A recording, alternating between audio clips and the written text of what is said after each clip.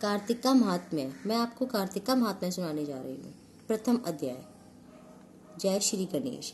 एक समय निमिषारण्य तीर्थ पर विश्राम करने वाले 1000 ऋषि मुनियों के मध्य श्री वेद व्यास जी के शिष्य श्री सूत जी ऐसे विराजमान थे जैसे कि 9 लाख तारों में चंद्रमा। 4 वेद, 6 शास्त्र और 18 पुराणों के ज्ञाता श्री सूत जी से 1000 मुनियों और ऋषियों ने कहा कि हे मुनि श्रेष्ठ, हे श्री सूत जी, आप कृपा करके हमें कोई ऐसा सरल उपाय बताइए जिससे हमारे इस महाघोर कलयुग के प्रहार से रक्षा हो सके।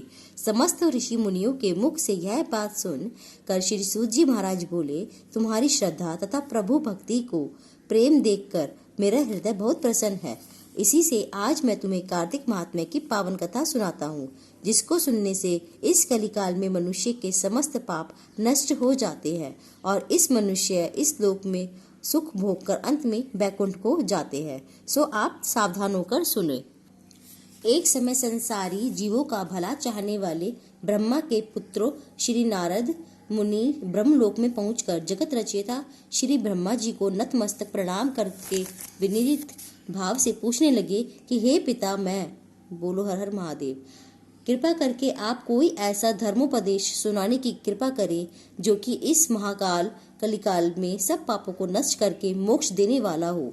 नारद जी की श्रद्धा युक्त बात सुनकर श्री ब्रह्मा जी बोले कि हे पुत्र, तुमने संसार के कल्याण मार्ग को जो बात पूछी है सो तुम्हारी भगवान के चरणों में सच्ची भक्ति देखकर आज मैं तुम्हें कार्तिक मास का पावन महात्म्य सुनाता हूँ, जिसके पढ़ने और स्मरण करने से मनुष्य के समस्त पाप नष्ट हो जाते हैं और वो इस संसार में सुख भोग कर अंत में बैकुंठ को चले जाते हैं।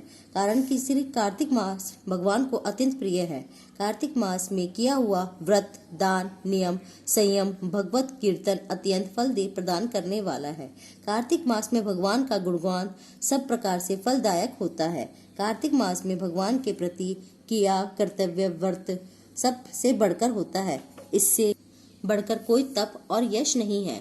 अतः तुमने संसार की भलाई के लिए बहुत ही अच्छा प्रश्न किया है। सो बहुत जो पुण्यदायिनी कथा सुनाता हूँ। अब तुम श्रद्धा युक्त सावधान होकर सुनो।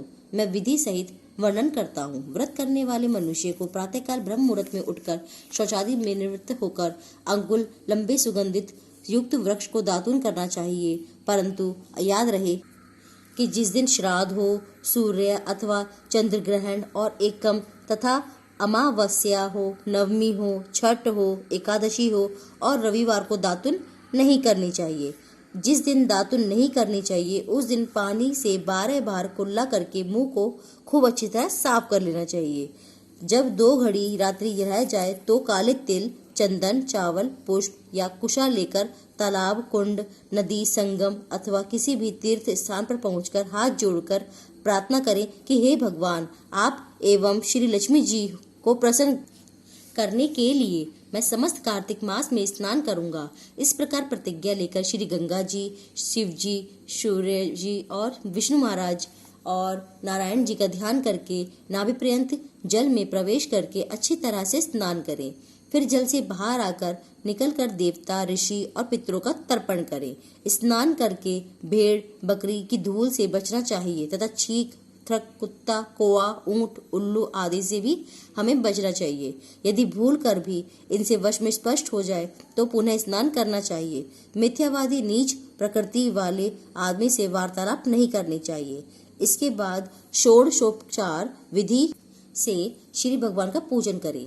भगवान को अर्घ्य देव और प्रार्थना करें कि हे भगवान, आप श्री राधा सहित मेरे इस अर्घ्य को और ग्रहण कीजिए। इस प्रकार प्रार्थना कर उपनयन, पाग, अर्घ्य, आचमन, स्नान, वस्त्र, चंदन, अक्षत, पुष्प, धूप, दीप, नैवेद्य, तांबुल, पुंगी फल, दक्षिणा, नमस्कार, यह 16 चीजें मूर्ति को अर्पण करके तुलसी जी की मंजरी से भगवान जी का पूजन करना चाहिए।